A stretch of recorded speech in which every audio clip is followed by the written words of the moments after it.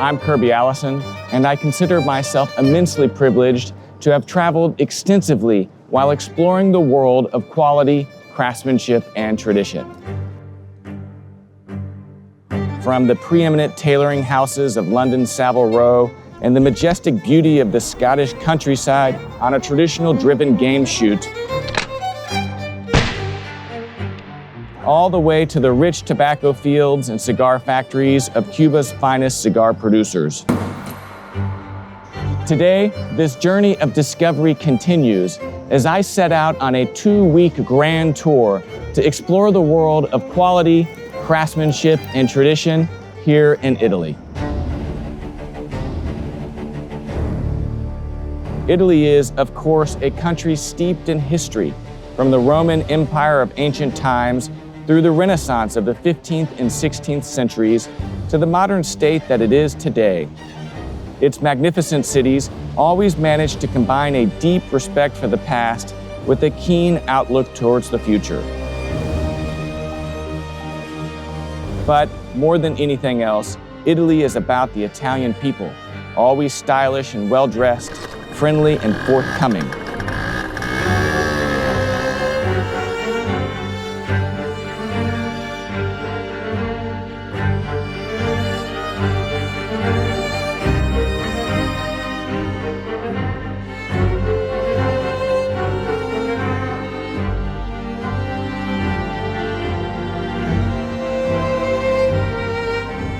On this trip, we shall be meeting up with a wonderful array of celebrated Italian artisans and craftspeople.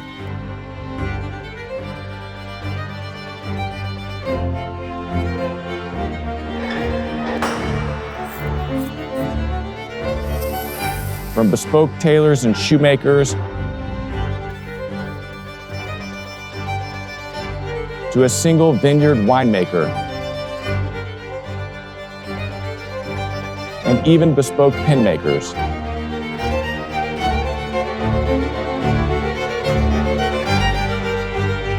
This is truly an experience not to be missed, so I hope you'll join me, Kirby Allison, as we set out for what promises to be a truly extraordinary journey exploring the world of quality, craftsmanship, and tradition of this great country.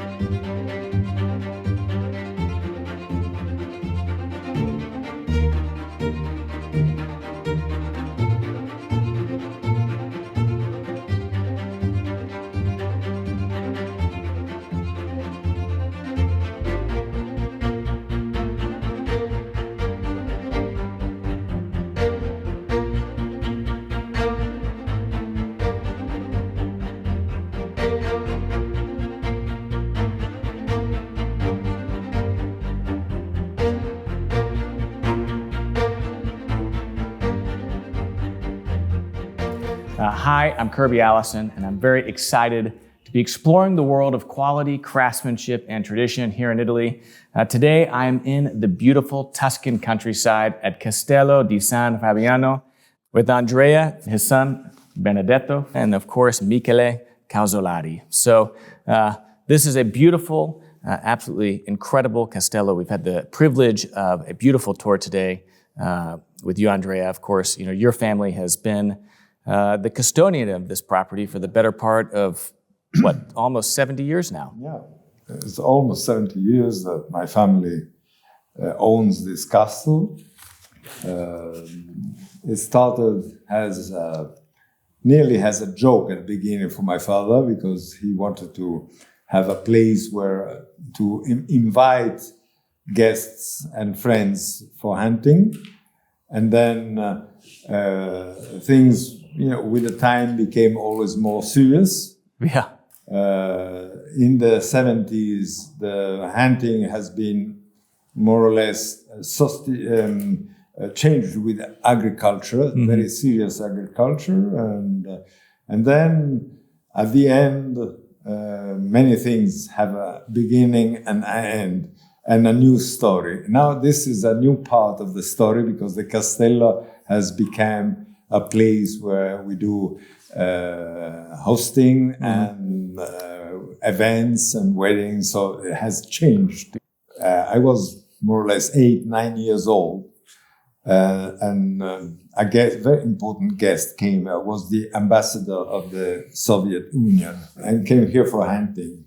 And unfortunately, he had an accident because closing the gun, he shot at the feet of the man that was looking after the hunting, private hunting place. And so from that time, here down in the village, they start calling him the Ammazza Cristiani, that means the Christian killer. Can I offer you a cigar first, though? Excellent. Would you join us in smoking? I'm not in perfect well, then, health. So I don't want to get you in trouble with your wife. May we smoke? Could be, yes, please, do. I will just have the pleasure of smelling. Well, Benedetto, can I offer you one of these? Yeah, please. So, here we go. It's beautiful. And Michele? Oh, thank you. Thank you, Kirby. Beautiful. Okay. Well, the house has incredible history. I mean, literally dating back this house itself 1,000 years, which brings me to one of the characteristics that we've been exploring kind of in this series in Italy, which is Italian quality craftsmanship and tradition. And the more time I spend in this country, the more I see it as really standing out in many ways unique in the world. And of course, your family has long and deep roots here in Italy. Michele, your family, you're from Bologna, also has very long and deep roots here in Italy. So I'm just curious, collectively, right, being in the company of Italian gentlemen that have long histories here, what it is from your perspective that you think makes Italian lifestyle unique? The story starts a long way back because everything starts with the Romans, actually before the Romans, because the Romans were a mix of cultures, of races. Last and very important was the Greek, of course, that became part of the empire. But before that, there were the Etruscans. And the Etruscans used to live in our area here in Tuscany. And the Etruscans were really very special people who, with a very high standard of culture, very good in handcrafts, and also, it seems, with music and other kind of arts. And so, I mean, the Romans were a mix of all this. And this came through the Italian people. But before being Italian, there were many states composing what we call Italy. And each one had its own culture and quality and also tradition. Yeah. And all this cocktail of traditions makes us a very special, most of us, very special people with a capacity of learning and listening, especially listening and learning. And so it's easier for many of us Italians to be propositive in good things and have good ideas. I think the most comes from this capacity of being very sensible. Siena has been a town that nowadays represents the best you can find of medieval time. And the medieval that till recently has always been thought like a very black period of the human's life. Nowadays, they are slowly discovering that it was exact contrary.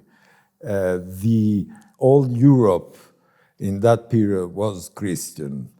And all the culture were different, but were all connected. People used to travel a lot. The merchants started, the bank started in the medieval time. Many things that nowadays we think that are normal started in that period. Has been really probably one of the most powerful innovation period in humans being. And Siena represents a beautiful example of medieval art and architecture. Yeah, and it's a beautiful medieval walled town, still this day, very walkable. Very walkable. Contrary to Siena, they always fighted, Florence and Siena, always in fight.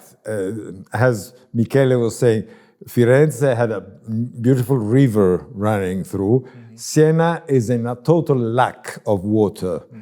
So all the town is built to collect water from rain, because they don't have big sources of water.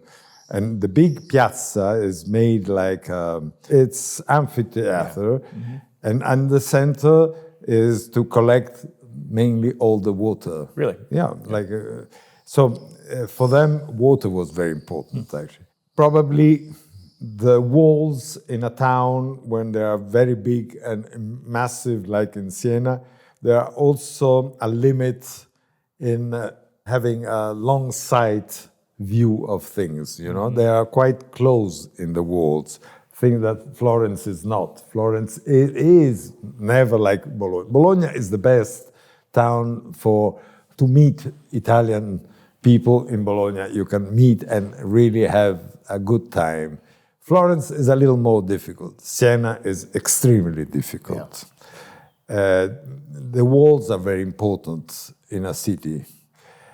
The surrounding of Siena has been used to have foreigners, guests since the 19th century, the beginning of the 19th century. The English, all the part of Chianti, Senese Chianti also had invasion of English and Middle Europe families who came to pass the holidays or also to own properties in a certain moment. But Siena, it was a little out of limits. Yeah. They are very, very close together. They have the Palio, that is a very important traditional, probably one of the most important traditional events that we have in Italy. And they were very jealous about this. They didn't really love to have foreigners during the period of the two Palio, twice a year. Then slowly they start opening themselves in this adventure. But yeah, well, what's incredible is that we were in Florence and there was a similar tradition going on with the football. The calcio, calcio Fiorentini. It's been around for a long time. 1,000 years, long time. Yeah, sure. And what's interesting to me is that these traditions continue and persist, but not as relics that are kept alive for the sake of tourism, but because the actual people of that area and that region, really take incredible and great pride in maintaining these traditions. Absolutely. They don't care about having or not. Yeah. It's not really, it's not really, they don't see it like a business. It's something they have inside, and they all year long, they think about the Palio, how to organize, how to win the Palio. Not to win, especially this is a mentality that the first thing in the Palio is that your enemy must not win. Then you can, if you win, it's better. Yeah, but more important than anything else. The first thing is that your enemy must not win. And these are people that you would have been friendly with the rest of the year, absolutely. Except for the two occasions of the Palio. I can tell you, my best friend is from enemy contrada, from an enemy team. Of yours, your contrada. Yeah, it's my best friend. Yeah. But the day of the Palio, we don't talk, we don't see each other, we don't we're completely like strangers. What is the tradition that the winning palio can do anything to their To the loser, Yeah, to the loser. second one, To the second surely, and to the enemy, however, also if they didn't run, because actually the piazza can host 10 horses, and the contrada are 17, so they have a turning. It's quite complicated to explain, but they picked up, and then only 10 run.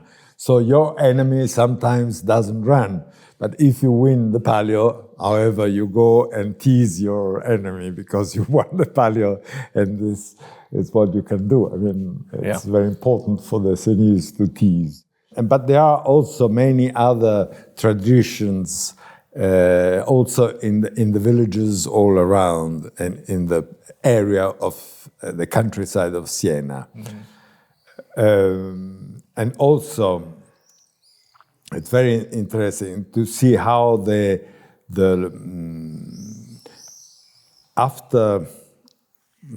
the beginning of the 20th century, an American lady married a nobleman from Florence, and they both fall in love of an area in the Crete, in the Val d'Orcia, in the south of the Siena region,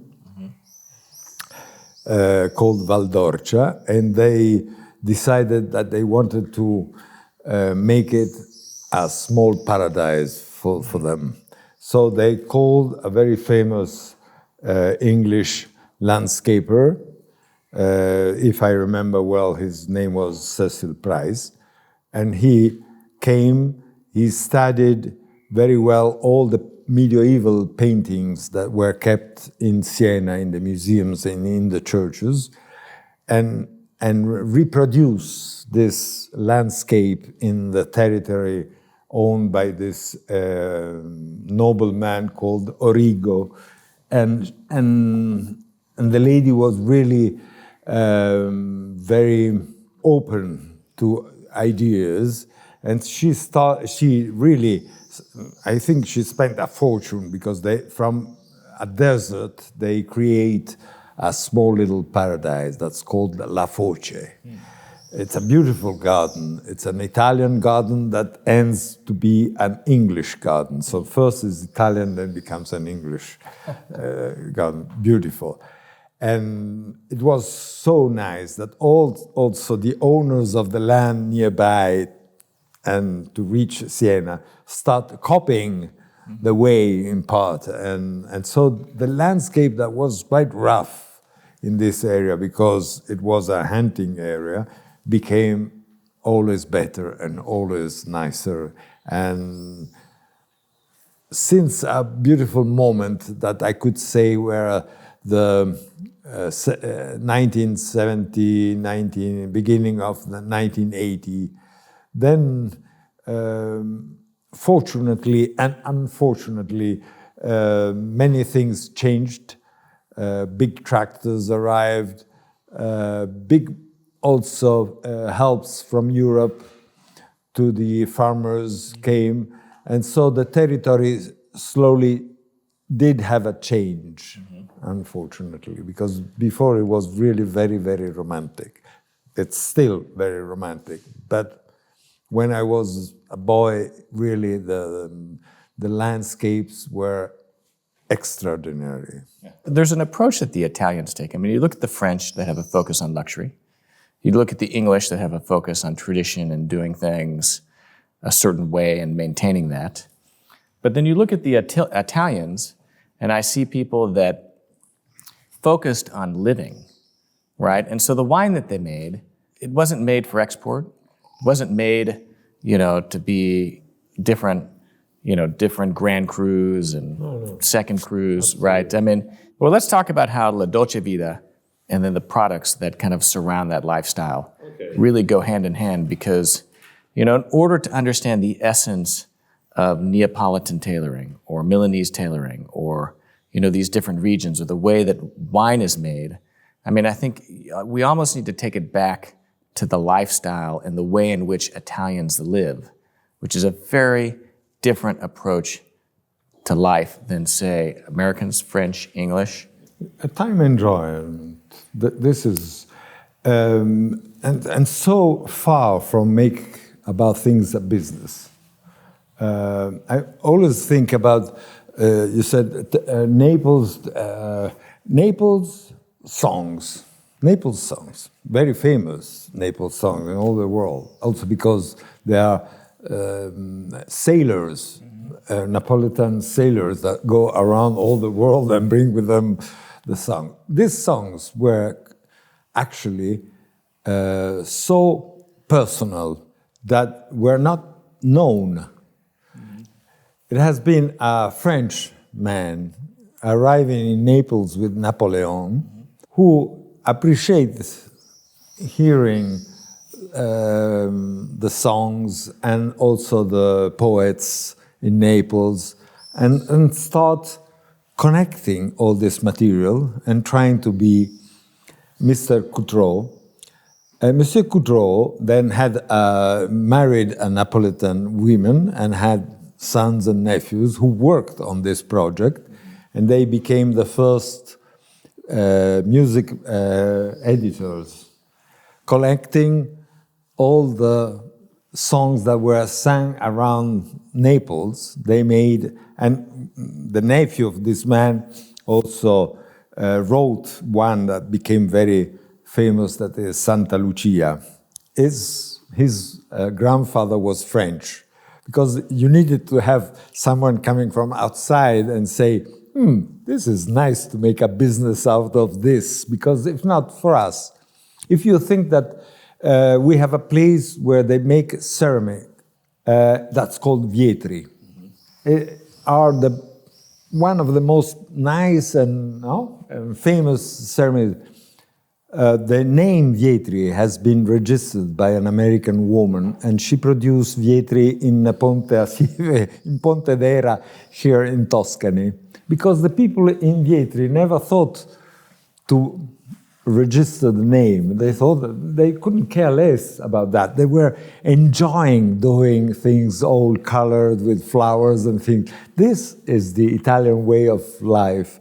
So you don't have the stress of making it a business. You enjoy it. Yeah, I mean, Benedetto, I know that you travel a lot as a photographer, and then you host a lot of guests, here at the Castello. I mean, how do you see La Dolce Vita kind of influencing, kind of your style and your appreciation for craft? Well, I think that having the bed and breakfast, I can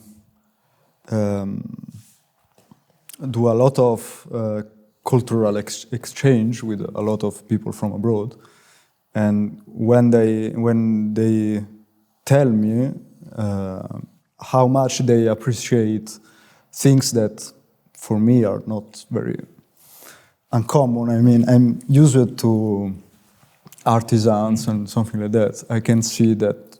I mean, I feel how important and how cool it is. Yeah, I mean, you're growing up in a house, that was built, over several hundred years, stretching about 1,000, right? And, this is still around, in great shape. I'm sure not without its fair share of maintenance. But this is the product of someone, investing their time and their passion in building something that was beautiful but well built and still around today. Yeah, and all the life was part of it.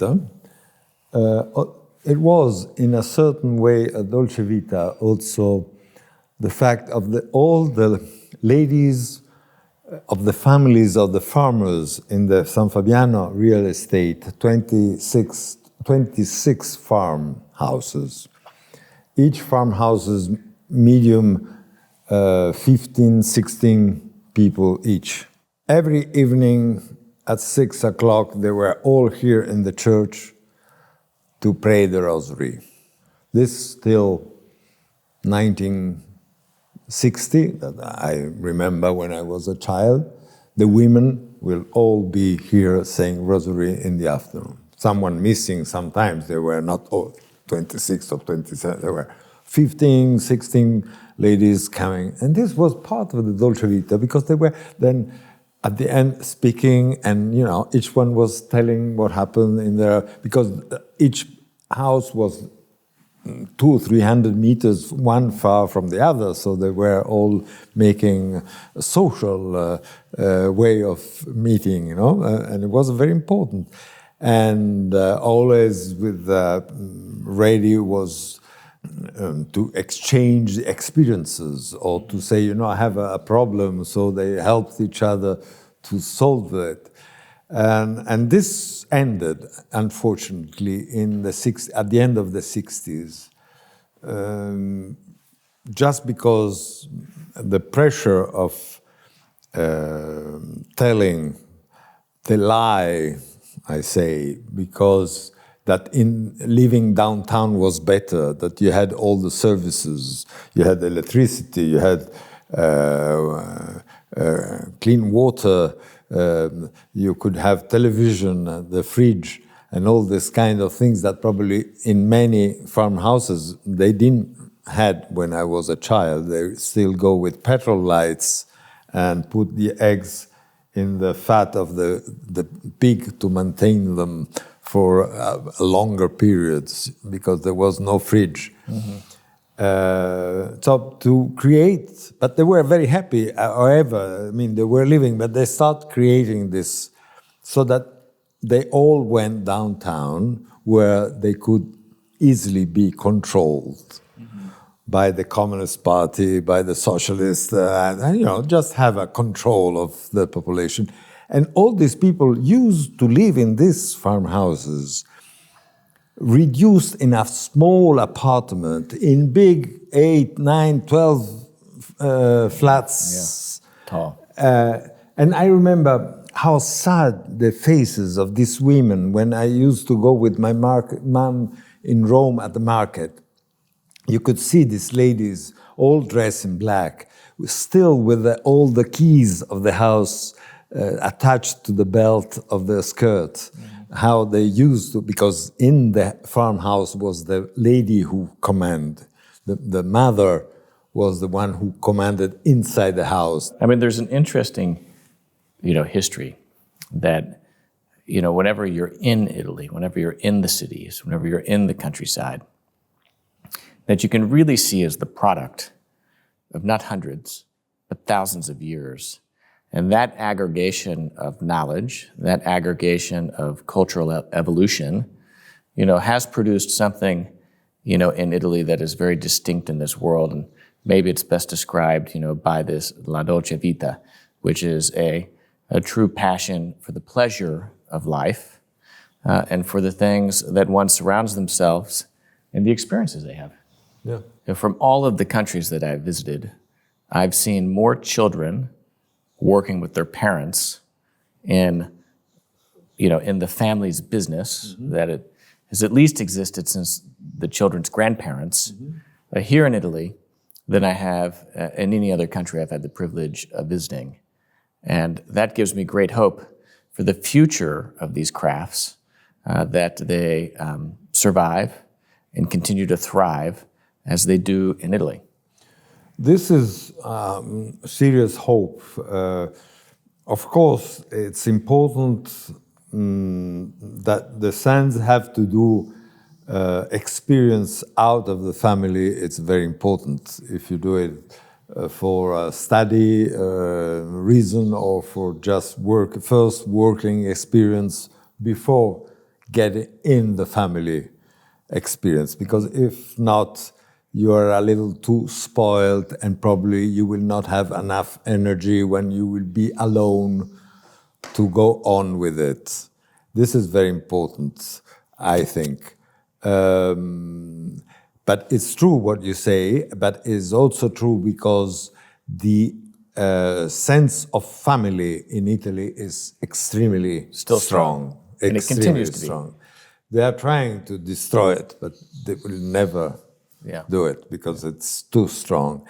And it goes for generations. You have grandpa who help the nephews doing things, and they don't really, with also big sacrifice, Well, there's great honor to that, and we could continue this all night, but I think we must end with that note, which is, to families, to the traditions passed on from generation to generation by fathers and by mothers, and to the continuation of excellence and all of that that entails. And of course, to Italy, its great people, to its incredible history, and its great traditions. May they long live into the La Dolce Vita. So, cheers to La Dolce Vita.